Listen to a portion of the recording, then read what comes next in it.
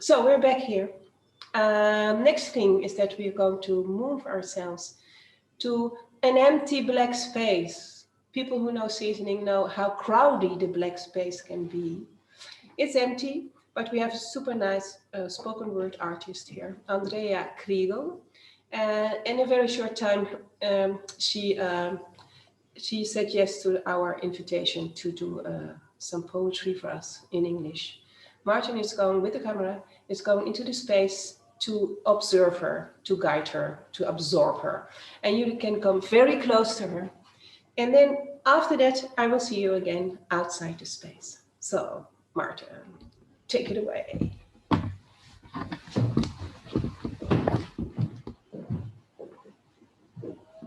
We are 3 weeks in.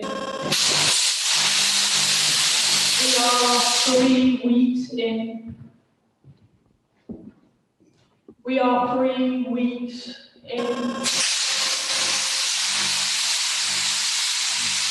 We are 3 weeks in.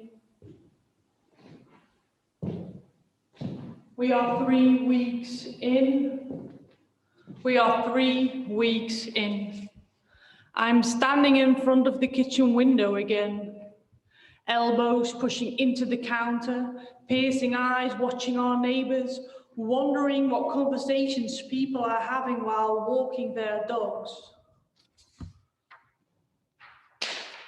It feels as if I'm pushing thick pieces of wool through the tiniest eye of a needle. I'm trying to make something work of which I know is impossible. I'm fighting mosquitoes in the dark. I'm chasing the tail of every dog. I'm trying to catch a ray of sunlight between my fingers. We are 4 weeks in. I'm standing in front of the kitchen window again. Elbows pushing into the counter, piercing eyes watching our neighbours, wondering what conversations people are having while walking their child. I am 5 weeks in, and I've warmed out both the seat and my buttocks. While others seem to roll out their yoga mats, I've exploited my hammock. I see them work out in the playground, jog circles around our own house. I have reached a new record of contemplating my navel.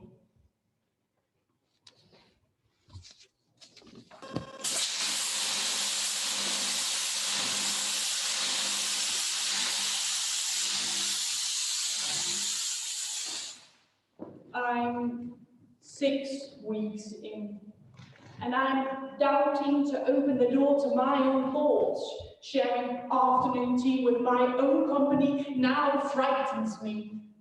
This boredom is persuading me to follow the crack of light that has been calling me when I've been up all night worrying.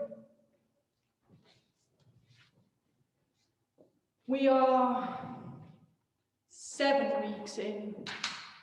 I'm standing in front of the kitchen window again. Elbows pushing into the counter, piercing eyes watching our neighbours, wondering what conversations people are having while taking another stroll. I know it's time to take the plunge. I have to jump and go deep. There is this yawning black hole in front of me, and avoiding it is now hopeless. Tiny drops of fear cling onto every hair I haven't shaven since quarantine. My hands are shaking even more than the days I wrote drinking coffee as a reoccurring daily routine. While I'm slowly losing control of fluids leaving my body, I realize we are 8 weeks in. 9 weeks in, 10 weeks in, knee-deep in second, third lockdown, second wave, floating towards the third, knee-deep just became chin-deep water levels. Those uncontrollable fluids have now covered our vision. The near future seems to have a certain limit. The bottom of my lion's den looks way too appealing, and the yawning hole in front of me is calling my name. I regularly consider transforming myself into a caterpillar ball, taking no notice of what is still out there if I would just look closely. Shielding me from any social contact that would mislead my heart and take apart the last pieces of hope I have left. But when I roll myself out of that corner, there are others gathered around my void, staring across the border of our shared abyss. I think I can see you. I try to recognize you, your portrait. Seeing your shape makes me realize how I've longed to finally scratch each other's scabs and see each other sweat simultaneously while we both scream, "Finally!" So I sigh, and I dream of the moment your tiny body will grow from a speck on the horizon into a giant. My heart expands, knowing we could breathe the same breeze pulls all the weary out of my toes and refills me with long lost excitement. We are now 24 weeks in, and I am sharing my screen again. Secretly watching my own expression, seeing your face through a pixeled camera, wondering how it would feel to scratch your scabs. During these grey clouds in my diary, I long for our distance to be shorter. I keep rephrasing old stories into current times, hoping the blank lines in our journals will feel less empty. Before, we were capable of following each other's scent. Blindly, I would navigate closer and closer to you, my home. But this void has replaced our ground control.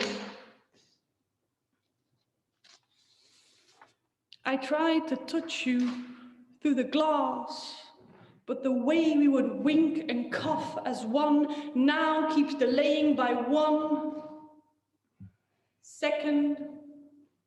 I miss the correspondence between my fingertips in your skin, my lips in your cheeks, the way they bounce back when I try to tattoo my touch into your body. We are now 30 weeks in, and I am sharing my screen again. Secretly watching my own expression, seeing your face through a pixeled camera, wondering how it would feel to touch your pores. Meanwhile, I shape bouquets of your smell so I remember what life was like. The print of your buttocks in my sofa feel like a long lost home. And the empty pauses I used to fill with your presence have now become vibrant memories which we recite during another video call. I haven't experienced the loss before of open doors, now unanswered. I haven't felt a cold echo making me travel empty-handed. I've never owned a suitcase this delicate.